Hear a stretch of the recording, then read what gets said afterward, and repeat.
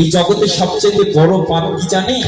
নির্বাচন করেছেন জগতে সকল পাপের ক্ষমা আছে, সকল অপরাধের ক্ষমা আছে, কিন্তু একটা পাপের কোনোদিনও ক্ষমা হয় না, সেটা হচ্ছে ভ্রূণ হত্যা। যারা গর্ভের সন্তানকে হত্যা করে,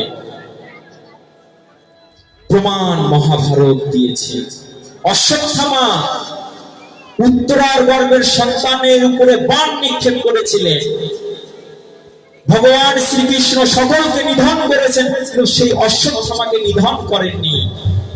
কি বলেছিলেন জানেন? তুমি এতটাই পাপাচার, এতটাই পাপী, একটা গর্ভের সন্তানকে তুমি হত্যা করেছো, তোমাকে আমি রক্ষা করতে পারবো না, তোমার মৃত্যুটাই আমি কেড়ে নিব, তুমি সারা জীবন এহেন কষ্ট, কুষ্ঠ রোগাগ্রস্ত হয়ে তুমি বেঁচে থাকবে। তাই সবচাইতে পাপী যারা ভ্রূণ হত্যা করে, যাদের চরিত্রে দোষ রয়েছে। এখন এর পাপের কি খণ্ডন নাই? বলছে এর পাপের খণ্ডন হয়ে কখন হয় জানে? এই পাপীর হস্তে পাচিত অন্ন, বর্ষিত অন্ন যারা গ্রহণ করে,